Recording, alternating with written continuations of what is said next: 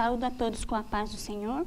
Hoje iniciaremos a nossa primeira lição dentro do nosso livro, do Manual de Estudos Português e Técnicas de Redação, sendo a primeira lição Teoria da Interpretação. Dentre os muitos conselhos que o apóstolo Paulo deixou para Timóteo e Tito, que ainda eram jovens e estavam presentes no ministério, foi a seguinte frase: persiste e lê. Isto nos mostra que a leitura, a bagagem intelectual, ela é importante no preparo.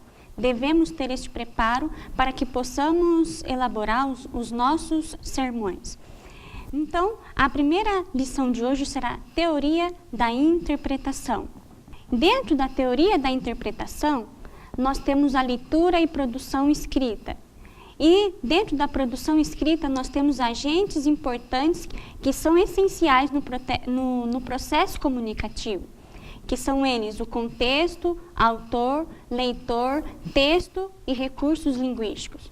O que seria o contexto? Como podemos expressar esta palavra contexto?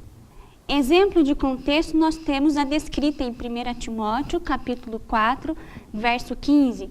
Medita estas coisas, ocupa-te nelas, para que teu aproveitamento seja manifesto a todos. No caso aqui, nós temos um contexto da época. Se nós pegarmos o capítulo 4 desde o início, podemos ver que naquela época muitos ministros estavam tendo problemas com as suas vidas espirituais. Naquela época, muitos homens de Deus estavam negligenciando a fé, apostatando da fé.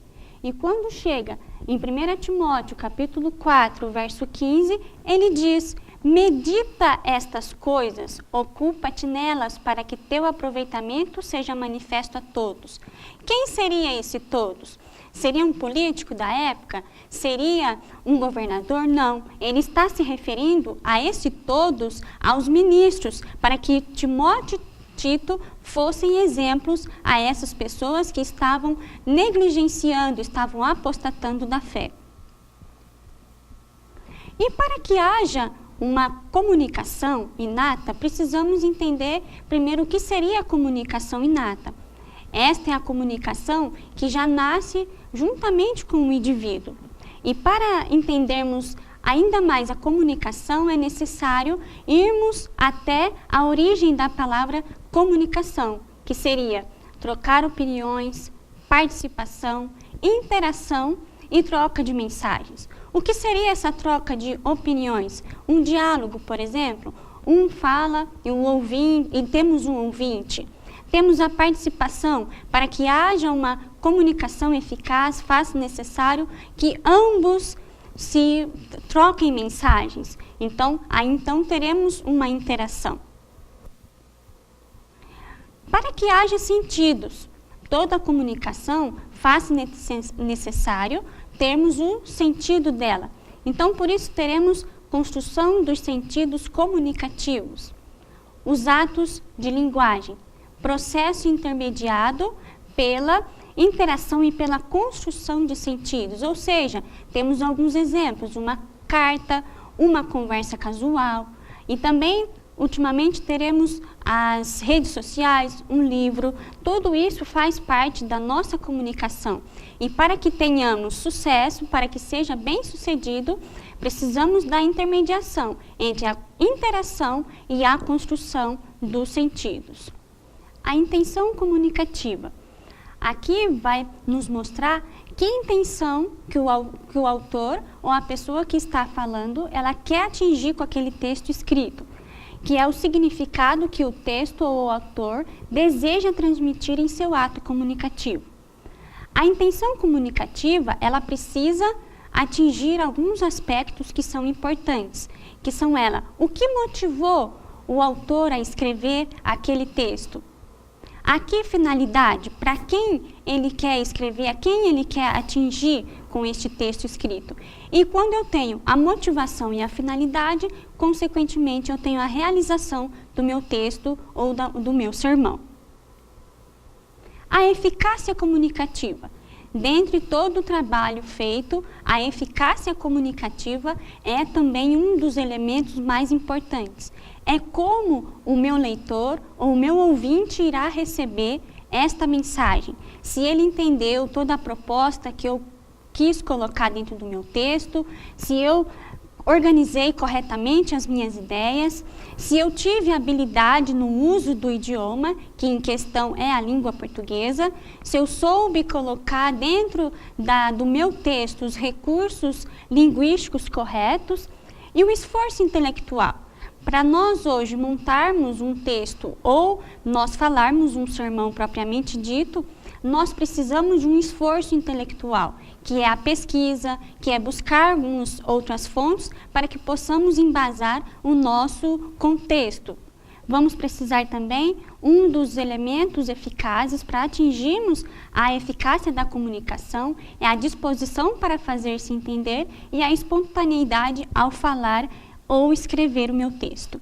O agente mais importante é o interlocutor, que é o sujeito psicológico, o sujeito agente.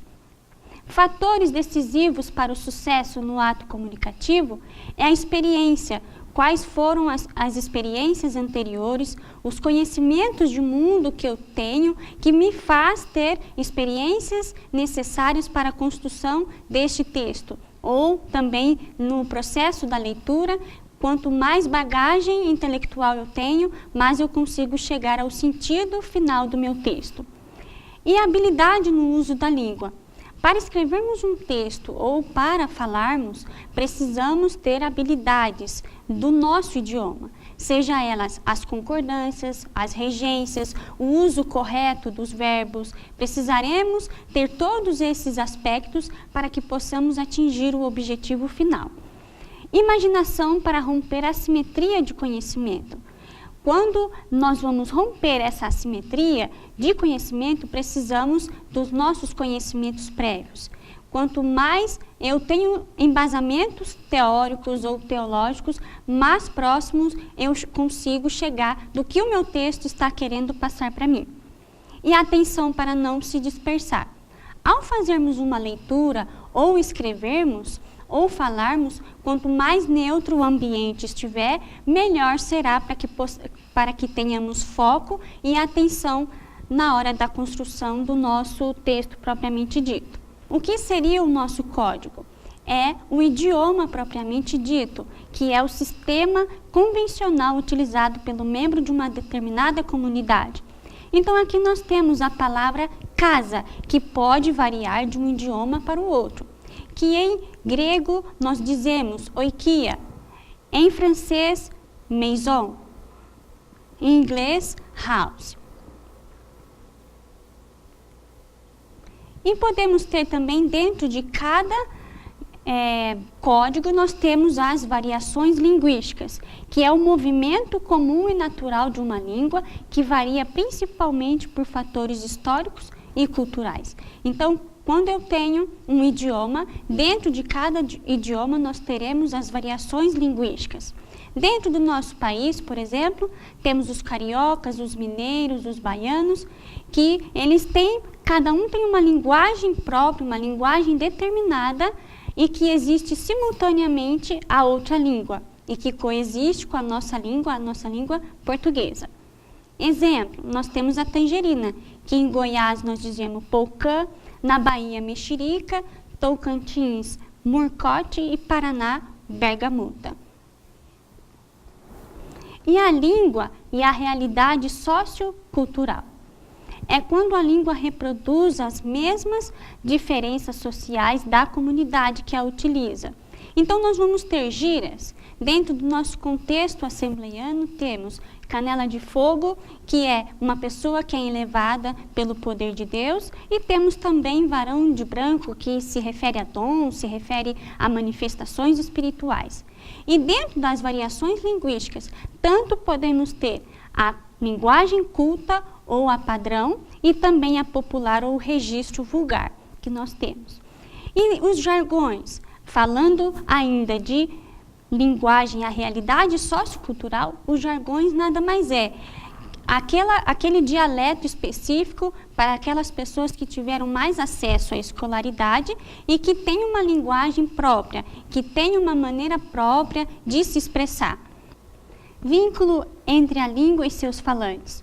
Uma língua estabelece vários vínculos e nós temos 3 tipos de vínculos bem importantes. Língua como representação do pensamento, que são quais foram os levantamentos que o meu autor fez para que o meu ouvinte possa entender ou o meu leitor possa entender. E língua como estrutura, quais foram as hipóteses que precisam ser provadas ou a tese. E língua como lugar de interação, que hoje nós temos as plataformas de redes sociais, entre outras plataformas no nosso dia a dia. Nós encerramos a nossa primeira lição de hoje, que foi Teoria da Interpretação, dentro do nosso manual de estudo Português e Técnicas de Redação. E eu quero desejar a todos um bom estudo. Esta aula ficará disponível na plataforma para os irmãos verem quantas vezes for necessárias. Deus abençoe e até a próxima aula de lição de número 2, que será Valores Semânticos.